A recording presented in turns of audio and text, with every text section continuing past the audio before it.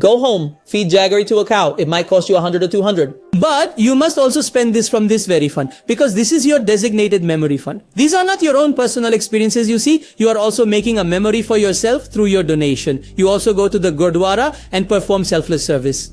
You feed people at the community kitchen. There you stay, you're putting some money into a donation box. You can contribute from this very fund as it's not a very large amount. And this will earn you immense happiness. So its return is quite different. I mean, for everything we look at the return, what did we get after spending our money? From these kinds of things, the return is truly exponential. The returns you get from serving are exponential, and in our Sanatan Dharma, it is said that giving donations also purifies wealth. So that should definitely be done, and it shouldn't be done for mere show-off. I mean, don't do it just for social media, go and do it with your family instead. There's absolutely no problem. You can do it on social media because through that, you inspire others to do the same. So, I look at that from a positive point of view as well. Positively, although many people do it just for show. That's a completely different thing. Pause. And finally, what I find very important. What is your passion, man? You completely forgot about it, didn't you? You used to really love playing cricket. Just go out and play every Sunday. You really like playing badminton? If you want to take any coaching, go ahead. That passion of yours, you used to love painting, but you've completely forgotten it. You are at home. You are a housewife. You once did beautiful embroidery, but now you don't do it anymore. Even painting, buying canvases, that all costs money, but that is your passion, isn't it? Don't you forget that. Come on, playing PlayStation is a real passion. Alright, my friend, we'll manage all the expenses for that right from here. So, what will be the outcome of all this? You will accumulate countless precious memories and you will have a strong reason to live. So, I think it's very important that you should spend 10% of your money on memories. Okay, now the third most important point, please understand this. Why am I calling this important? Because most people tend to ignore it. If we look at it so far, we've only spent 20% of the salary.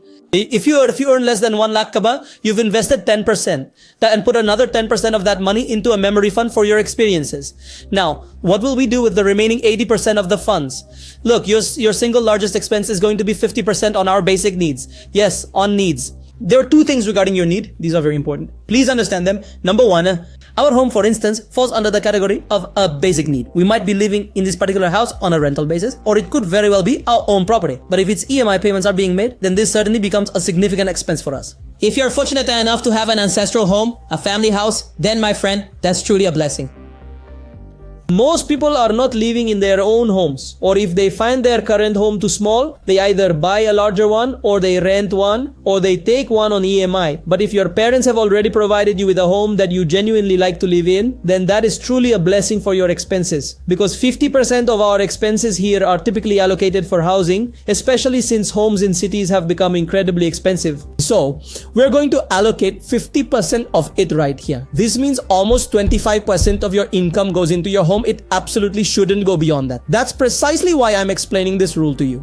Look, whatever you're earning, you should really only be able to afford 25% of that for your home. If you're spending more than that on your house, then either you're living a bit too luxuriously or you're simply not earning enough. So those are the two possibilities.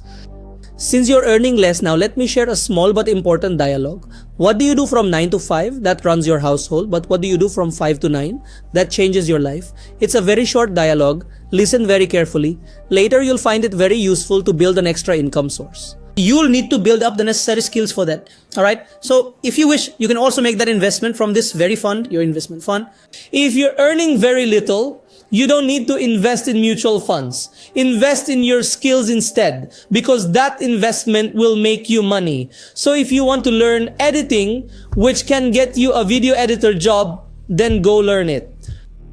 So you're paying for your own expenses to do that course. This is important. Now, if you've understood this 50% rent concept, I'm going to tell you something that will save you money. A lot of people live on rent. Definitely, many people live on rent. Well, in most places, there's an 11-month agreement, specifically for 11 months. What's the reason behind that? I'll tell you the reason why. Because if a rent agreement is for more than 11 months, then you are legally required to register it. So you won't need to register it. That's why people sign an 11-month agreement, but they set a condition. After 11 months, we'll increase your rent by 5 or 10%. Alright, now let me tell you a fascinating story. I always thought the rich people don't behave like this, but rich people actually do. I have a friend of mine. He has rented a commercial space in Udyog Vihar, Gurgaon, and the monthly rent for his office is 4 lakh rupees. He also has many employees, and so he needs space to accommodate them. He pays 4 lakh rupees as rent every month. Now, he also had an 11-month agreement. So, after 11 months from the landlord, he